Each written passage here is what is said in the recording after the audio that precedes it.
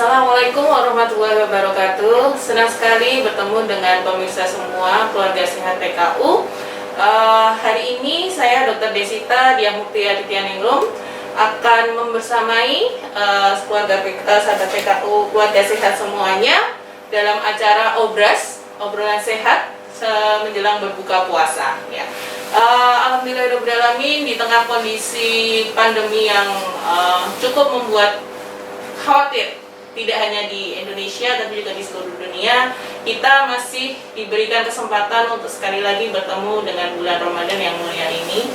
Puji syukur kehadirat Allah Subhanahu wa taala selalu kita panjatkan, dan serta tidak lupa sholawat serta salam kepada junjungan besar kita Nabi Muhammad SAW beserta sahabat dan keluarganya. Untuk sore hari ini kita akan berbincang dengan Dr. Nurida Hasanah. Selamat sore, dokter. Selamat sore.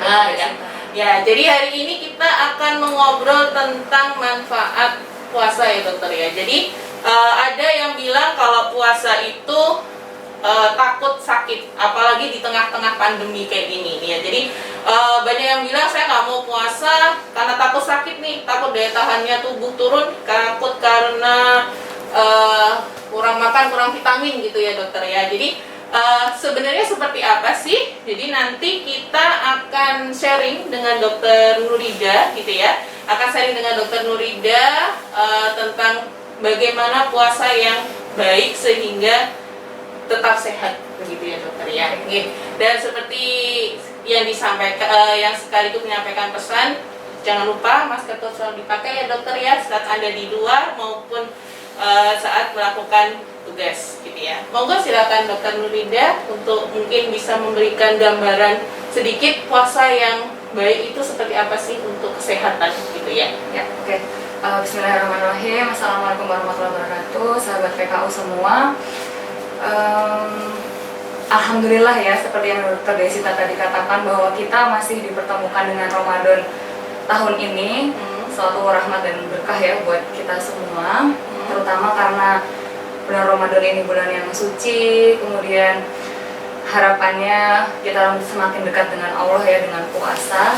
Selain itu ternyata sesungguhnya ketakutan tadi yang dikatakan tidak ingin puasa karena malah justru takut asupannya rendah, sakit karena imunitasnya turun. Insya Allah nanti akan saya sedikit bahas ya manfaat puasa untuk kesehatan, kemudian bagaimana sih orang-orang yang sakit itu tuh harusnya berpuasa, kemudian mungkin obat-obatan apa aja yang boleh dipakai ketika berpuasa. Oke, jadi sesungguhnya puasa itu justru mendatangkan banyak manfaat untuk kesehatan kita, tapi dengan catatan dilakukan dengan cara yang benar. Nah, perlu digarisbawahi di situ ya, dengan cara yang benar. Oke, yang pertama kita bahas dulu tentang manfaatnya ya. Nah, manfaat puasa sendiri itu satu, yang pasti sekali adalah penurunan berat badan. Nah, obesitas ini kan menjadi satu yang masalah dunia ya. Kita tahu bahwa ketika berat badan turun, maka indeks massa tubuh kita juga turun. Nah, berat badan turun itu nanti bisa menurunkan tekanan darah, kemudian bisa meningkatkan menurunkan resistensi insulin. Artinya ini justru bermanfaat untuk orang-orang yang punya tekanan darah tinggi, kemudian punya diabetes mellitus. Kenapa? Karena dengan penurunan berat badan nanti misalnya ya turun 10 kg menurut penelitian itu dapat menurunkan tekanan darah sekitar 5-20 poin. Jadi misalnya saya awalnya 140 mm raksa ya, tekanan darahnya 140/80. Dengan puasa turun sekitar 10 kilo, maka saya nanti tekanan darahnya insya Allah akan bisa turun menjadi sekitar 120-135. Nah, seperti itu. Untuk diabetes sendiri nanti lebih baik lagi karena dia akan menurunkan resistensi insulin yang terjadi pada orang-orang yang diabetes. Itu yang pertama. Terus yang kedua, ternyata menurut penelitian justru puasa itu bukan menurunkan imunitas, karena justru toksin-toksin di dalam tubuh kita, atau kalau bahasa awamnya kan toksin, kalau di bahasa kedokteran adalah radikal bebas, itu juga mungkin bahasa awam ya. Radikal bebasnya itu justru akan turun dengan kita berpuasa, dan alhamdulillahnya kabar baiknya dengan radikal bebas itu turun, nanti sel-sel tubuh itu punya waktu untuk memperbarui diri, punya waktu untuk sembuh. Dan radikal bebas itu kan merusak sel ya, jadi kerusakannya itu berkurang. Nah justru malah itulah yang bikin nanti kita sehat. Jadi imunnya justru malah bagus. Imunnya justru malah baik. Oke. Yang kedua. Terus kemudian yang ketiga, dia juga bisa mengontrol ya, artinya kalau misalnya punya penyakit-penyakit yang tadi, yang misalnya penyakit metabolik, dia cenderung untuk bisa mengontrol penyakit-penyakit metabolik. Oke. Jadi itu tadi berarti kita tuh makin sehat sebenarnya dokter Insya ya. Allah. Itu kesehatan itu kita bisa dicapai, ada syaratnya nggak dok? Kan tadi dokter bilang dengan tentu saja dengan kondisi syarat gitu ya, syarat tertentu, syarat dan ketentuan berlaku. Jadi kan tidak semua puasa asal puasa tuh gitu ya, habis puasa tapi bukannya gula semua. Kayak saya yakin itu juga pasti tidak akan maksimal. Mungkin ada kondisi-kondisi yang bisa membuat puasa kita tuh jauh lebih bermanfaat, maksud saya. Ya, setuju dengan dokter Sita. Tadi mungkin saya lupa untuk menyampaikan satu manfaat puasa lagi ya, selain tadi 3 adalah bisa menurunkan kadar kolesterol di dalam tubuh kita, baik itu kadar kolesterol total maupun trigliserid. Ya mungkin sahabat PKU semua pernah dengar ya, aduh trigliserid saya tinggi, aduh kolesterol saya tinggi. Ini insya Allah dengan syarat dan ketentuan berlaku tadi, maka justru malah akan turun. Dan tadi kembali lagi bisa menyehatkan badan, mengontrol penyakit metabolik. Syarat dan ketentuannya yaitu 1, ya perbaiki niat dulu lah, jangan niatnya cuma mau sehatnya aja tapi bukan niat beribadah ke Allah. Perbaiki niat dulu ya, karena kita puasa, apa yang kita dapat adalah tergantung apa yang kita niatkan. Terus yang kedua adalah jangan makan dan minum berlebihan, artinya cukup secara kuantitas dan kualitas. Kuantitas itu kan jumlah, jadi ketika berbuka puasa jangan tiba-tiba langsung dipaksakan makan banyak. Nah, perutnya akan kaget. Perutnya itu akan cenderung kaget karena tadinya sudah berpuasa seharian penuh. Terus yang kemudian kedua adalah kualitas ya. Nah, kualitas di sini itu adalah seratnya harus cukup. Kemudian gulanya jangan berlebihan.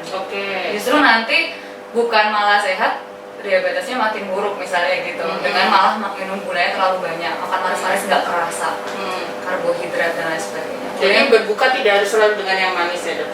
Dengan senyum loh. Jadi tetap harus dengan yang manis, tapi tidak berlebihan jumlahnya, karena kan manusia cenderung ketika sudah berpuasa terus pengen kayak balas dendam aja gitu, seharian udah capek-capek berpuasa, pengen yang manis, pengen yang gurih, macam-macam. Satu lagi, harus rendah garam juga. Nah, garamnya tuh terukur. Jadi jangan tiba-tiba, aduh aku seharian tadi tuh benar-benar kayak pengen makan yang gurih-gurih gitu, pas buka langsung makan banyak-banyak yang asin-asin, tidak terukur. Tekanan darahnya bukan justru naik, tapi bukan justru turun, tapi malah justru naik. Begitu. Jadi gulanya harus terukur, garamnya terukur, seratnya harus baik. Terus kemudian berikutnya tetap melakukan aktivitas fisik. Nah, jadi jangan kok melakukan artinya gini, cuman duduk-duduk aja seharian, tidur-tidur aja seharian. Tetap kita beraktivitas seperti biasa, yang bekerja, yang bersih-bersih rumah, dan ditambah dengan exercise atau olahraga ketika sudah berbuka, kita akan menjadi lebih baik. Begitu. Terus kalau minum tuh dok, nah kita kan seharian kita tuh kan kita terkenal dengan jargon minum minimal 8 gelas sehari gitu ya. Gimana mau minumnya tuh dok? Seharian puasa loh dari pagi sampai sore gitu. Terus kita mau minum kapan? Masa sahur minum 1 liter gitu kan kayak susah ya. Jadi mungkin ada istilahnya triknya biar kita tetap minimal tuh 8 gelas sehari tercukupi. Nah, ini seperti apa dok? Sip, benar banget ya dokter Desta, itu juga salah satu syarat dan ketentuan berlaku juga tadi, keep hydrated gitu kita, artinya tetaplah terhidrasi selama berpuasa, yaitu dengan cara 2 gelas, jadi hitungannya adalah 2-4-2, jadi ingat-ingat 2-4-2 ya. 2 itu ketika berbuka, kita usahakan untuk minum air putih itu adalah 2 gelas ketika berbuka. Nanti mungkin setelah sholat isya ya, setelah tarawih gitu, sampai nanti sebelum tidur sampai malam gitu, intinya 4 gelas itu harus tercukupi. Nah nanti pas sahurnya juga 12, jadi 18 itu bisa tercukupi selama semalaman itu. Kemudian ada catatan lagi, kurang-kurangi teh, kopi. Kenapa? Karena itu justru bikin nanti makin haus ketika puasa, bukan makin seger. Oke, Gitu. ya. Jadi tetap minum air putih itu yang diutamakan ya Yes. dok ya. Oke, terus untuk yang tadi dokter Nurida kan bilang puasa itu bagus untuk yang sakit juga. Gitu. Jadi kan nggak harus yang sehat aja, yang sakit pun boleh gitu. Nah kondisi-kondisi sakit, misalkan saya ambil contoh nih, misalkan orang diabetes tuh dok gitu. Kan kita kadang kalau diabetes harus minum obat, harus nyuntik insulin gitu ya, seperti itu. Terus ternyata puasa, terus obatnya gimana dong dok? Oke, misalnya seperti itu seperti apa? Nah ini pertanyaan dokter Desita udah menyangkutnya kan ranah di kedokteran sekali ya. Nah jadi sebetulnya puasa itu boleh dilakukan oleh penderita diabetes, penderita penyakit kardiovaskular termasuk hipertensi, gagal jantung ya, itu boleh. Kemudian juga boleh dilakukan bagi penderita misalnya MAH, itu juga boleh dilakukan puasa gitu. Tapi lagi-lagi ada syarat dan ketentuan berlaku gitu. Kalau untuk yang diabetes itu perlu dicatat bahwa ada dibagi-bagi jadi beberapa resiko. Ada yang sangat-sangat beresiko, jadi dianjurkan untuk tidak puasa. Kemudian resiko sedang, resiko tinggi, resiko sedang rendah. Nah, resiko yang sangat tinggi atau dianjurkan tidak puasa itu adalah bagi penderita diabetes yang dalam 3 bulan terakhir ini dia mengalami hipoglikemi berulang. Jadi gula darahnya turun gitu ya? Turun sampai, kan ada ya sampai nggak sadarkan diri kayak gitu selama 3 bulan itu tuh berulang terus-terusan ya. gitu ya. Terus kemudian sempat mengalami koma ya, artinya nggak sadarkan diri karena si gulanya ini. Terus yang ketiga juga apabila gula darahnya selama ini tuh tidak pernah terkontrol, jadi nggak terlalu terkontrol, itu lebih baik mungkin dianjurkan untuk tidak berpuasa. Tapi menurut dokter spesialis penyakit dalam yang juga di PKU ya, itu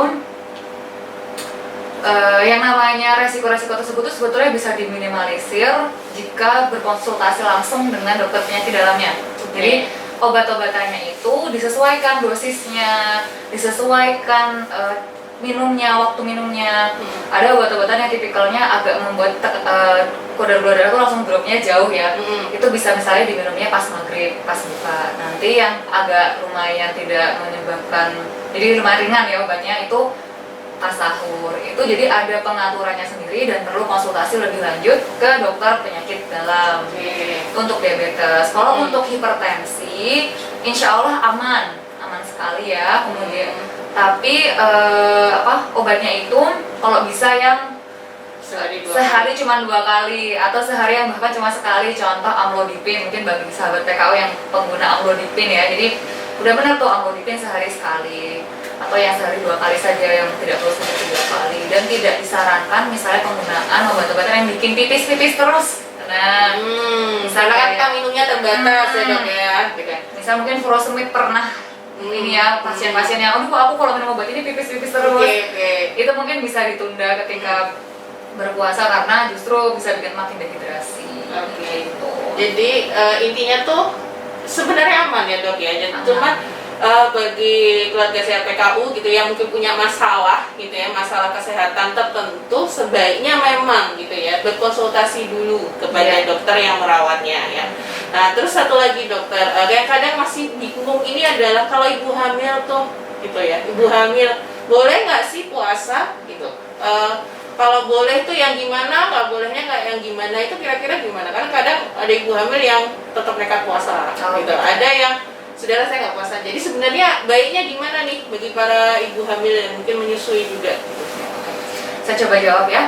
Jadi untuk ibu hamil sendiri itu kan asalkan manfaatnya itu lebih besar daripada mudaratnya, maka pasti dibolehkan untuk puasa. Artinya gini, pada kehamilan trimester awal ya, 3 bulan awal ya, itu adalah organogenesis atau pembentukan organ. Pas pembentukan organ itu ibunya akan cenderung lapar terus karena emang kepake banget itu energinya, nutrisinya itu sangat-sangat terpakai untuk pembentukan organ-organ tubuh. otak, jantung, dan lain sebagainya. Sehingga kalau di situ tidak kuat puasa harus lapar banget sampai perih ini, tidak perlu untuk berpuasa karena masih kita si bayinya tuh masih butuh banget nutrisi. Kecuali mungkin sudah masuk ke trimester 2-3 di mana sebenarnya bisa dinahan lapar kayak gitu, nggak masalah, itu boleh-boleh saja. Ada catatan lagi, jika mengalami yang namanya hiperemesis gravidarum atau mengalami muntah berlebihan ya, jadi sampai lemes, sampai penurunan berat badan, seperti itu tidak disarankan untuk berpuasa. Jadi sekali lagi mungkin tergantung kondisi si ibu juga ya. Jadi intinya jangan sampai niat kita itu puasa tapi justru perburuk kondisi janin kita gitu ya. Karena sebenarnya agama itu ada rusohnya, ada keringanannya begitu ya. Jadi kita ambil yang terbaik saja, baik untuk ibu maupun untuk si bayi gitu ya. Karena memang masa-masa itu tidak bisa diulang ya dokter ya. Tidak bisa diulang, organogenesis kan penting sekali nanti untuk kecerdasan, untuk sempurna atau tidaknya pembentukan dari organ-organ itu gitu. Oke, ya. Terus ini dokter, ada yang bilang, saya sendiri nih, saya kan orang sakit mah gitu. Ada tips dan trik khusus enggak dok untuk kami atau mungkin keluarga sehat PKU lain yang punya sakit mah atau mungkin ya ada masalah di lambung gitu dok? Adakah tips dan trik khususnya mungkin jadi hingga kami lebih nyaman gitu ya, lebih nyaman karena kalau mah itu kan memang luar biasa ya kalau sedang ini, mungkin ada tips dan trik khususnya dokter untuk kondisi seperti ini. Jadi untuk mah sendiri dokter Desita itu agak terbagi dua ya. Ada yang mahnya itu memang sampai istilahnya sariawan ususnya, ya kan? Itu mungkin kalau misalnya betul-betul tidak kuat tidak perlu dipaksakan. Tapi kalau misalnya hanya mah yang ketika muncul gejala itu seperti kembung, gampang penuh, terus perih aja, perih panas itu, tidak yang nyeri berlebihan seperti itu, tidak sampai ada perdarahan ya, itu maka bisa diakali dengan satu, itu nggak boleh kopi jelas, ya. Terus yang kedua gorengan, santan, kotian itu dikurangi. Kenapa? Karena zat-zat tersebut tuh di dalam lambung bertahannya lama. Jadi bikin si asam lambungnya tuh keluar terus. Makin perih terus kayak gitu. Jadi itu ya bisa nggak boleh pakai gorengan ya dok ya? Dikurangi. Dikurangi. Bukan tidak boleh sama sekali, nanti ngambek. Jadi dikurangi. Terus berikutnya adalah porsi makannya. Tadi yang sudah saya sebutkan di awal, jangan tiba-tiba banyak. Jadi sedikit-sedikit tapi sering. Ada lagi nih satu, habis buka atau sahur jangan langsung rebahan. Ya. Kok nggak boleh rebahan? Kenapa dok? Kantut dok. Iya. Jadi bangun biasanya jadi kan bodoh gitu ya. Selesai sholat subuh kayaknya kok berat gitu ya. Itu kenapa kita kalau nggak boleh rebahan, itu kenapa? Karena gini, ketika habis makan terus kita langsung rebahan, itu kan kita dari lambung sampai ke koron itu ada klepnya ya. Kalau kita kebiasaan seperti itu dan pada penderita GERD atau gastroesophageal reflux disease yang ketika dia habis makan terus panas di dada, itu malah justru memperberat karena kan pas makanan masuk asam lambung mulai aktif. Mulai aktif. Kalau kita duduk, Rasulullah juga mengajarkan gitu kan, harusnya duduk, tidak boleh langsung tiduran karena kalau kita duduk ya udah itu makanan tercerna di situ. Ketika kita tiduran, rebahan, naiklah itu asam lambungnya sampai ke kerongkongan, sampai ke dada, panas jadinya di sini. Jadi mahnya maka bukan makin membaik, malah justru makin menjadi-jadi gitu. Jadi kalau kita sahurnya benar, makannya benar, justru insya Allah dengan puasa itu kita kan lebih terkendali ya dok ya. Betul sekali. Karena kan tadi berarti kalau nggak ada makanan kan harusnya tidak ada asam lambung yang berlebihan gitu ya. Menarik banget nih di dok diskusinya hari ini. Mungkin cukup banyak ilmu yang bisa kita dapatkan gitu ya. Jadi mungkin bisa saya sedikit rangkumkan ya untuk sahabat dan keluarga sehat PKU di rumah ya. Jadi sebenarnya puasa itu insya Allah aman gitu ya. Insya Allah justru membawa kesehatan dan manfaat gitu ya dokter Nurika, dengan catatan sesuai dengan yang syarat dan kondisinya itu tadi ya. Yang pertama, manfaat puasa itu pasti tidak perlu takut untuk berpuasa karena manfaat puasa itu banyak. Selain dapat ibadahnya, dapat pahalanya gitu ya. Keluarga sehat dan sahabat PKU semua juga pasti akan salah satunya bisa kalau benar berat badannya turun, tensinya ikut turun, kolesterolnya terjaga, begitu ya Dok ya. Tapi dengan catatan itu tadi bahwa harus dilakukan dengan cara yang benar. Untuk obat-obatan pun harus sesuai dengan yang disarankan oleh dokter yang bersangkutan. Oke. Kemudian Dokter Nurida, karena waktu juga sudah mepet-mepet nih ya, ini mungkin ada kesimpulan atau pesan dan yang ingin disampaikan ke keluarga sehat PKU semua selama bulan puasa ini, terutama nih dokter dalam kondisi pandemik yang seperti ini, karena ya memang semua masih serba tidak terkendali, semua masih serba tidak jelas gitu dokter. Mungkin ada pesan-pesan untuk keluarga sehat dan sahabat sehat PKU di luar sana? Oke. Bagi sahabat PKU semuanya, mungkin di era pandemi seperti ini, yang pertama jangan khawatir untuk berpuasa, karena justru insya Allah akan menyehatkan, lebih banyak kebaikannya ya daripada mudorotnya. Kemudian kurangi stres ya, jangan terlalu cemas terhadap COVID ini, insya Allah tetap akan berlalu. Yang penting tetap ikuti saran dari pemerintah ya untuk stay at home, tetap di rumah, menggunakan masker juga seperti itu. Karena nanti kalau misalnya stres berlebihan, daya tahan tubuh juga turun, puasanya juga jadi nggak lancar seperti itu. Kalau misalnya merasa sakit dan butuh pengobatan, boleh pergi ke dokter. Jangan ditahan-tahan karena misalnya takut nih kalau ke rumah sakit kena COVID misalnya gitu. Jangan ya, kalau memang sakit boleh ke dokter. Nanti mungkin kalau emang perlu suntikan, ada suntikan yang tidak membatalkan puasa. Kemudian juga kalau misalnya penyandang asma, kambuh asmanya perlu di nebulizer misalnya, jangan takut untuk ke rumah sakit, karena nanti insya Allah nebulizer itu menurut kesepakatan ulama juga ya tidak membatalkan puasa. Untuk misalnya anak yang butuh divaksin, atau mungkin orang dewasa yang mau vaksin juga, tidak masalah, itu tidak akan membatalkan puasa. Sehingga tetap kalau misalnya butuh pertolongan medis, tetaplah datang ke rumah sakit, minta pendapat dokter, apakah jika takut ini puasanya batal atau enggak, tanya. Dan insya Allah banyak alternatif untuk tidak batal puasanya, asal obatnya bukan obat yang diminum ya. Diminum pun nggak apa-apa, asal jangan pas puasa. Iya betul sekali, pas buka sama sahur. Betul sekali dokter. Oke, terima kasih sekali dokter Nurida waktunya. Semoga yang kita diskusikan sore ini gitu ya bisa manfaat gitu ya. Ya, dan Allah juga membalas atas ilmu yang diberikan. Karena salah satu yang tidak terputus amalannya adalah ilmu yang bermanfaat. Insyaallah ya. Untuk sore hari ini terima kasih waktunya semua dari keluarga sehat PKU, sahabat PKU yang ada di Jogja, dan mungkin tidak hanya di Jogja ya, karena bisa ditonton dalam channel FP ini, bisa di seluruh Indonesia. Terima kasih sudah menyediakan waktunya untuk belajar bersama, berdiskusi bersama dalam acara Obras sore hari ini, berbicara tentang sehat dengan berpuasa gitu ya. Sekali lagi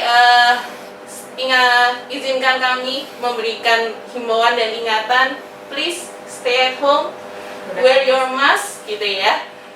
Cuci tangan Anda dengan baik dan benar, hindari kerumunan jika tidak diperlukan. Tapi jika kalau memang diperlukan untuk berobat, silahkan berobatlah ke Rumah Sakit PKU Muhammadiyah Yogyakarta. Insya Allah kami akan dengan sedia dan setiap saat akan terbuka membantu para keluarga sehat PKU dan masyarakat luas lainnya berobat di era pandemi ini. Jangan khawatir, insya Allah aman gitu ya. Jadi sekali lagi, kalau perlu berobat kemana? Ke Rumah Sakit PKU Muhammadiyah Yogyakarta. Selamat sore, terima kasih untuk waktunya. Ketemu lagi di waktu yang akan datang. Mohon maaf yang sebesar-besarnya jika ada yang kurang pas dan tidak berkenan. Izinkan saya undur diri. Assalamualaikum warahmatullahi wabarakatuh.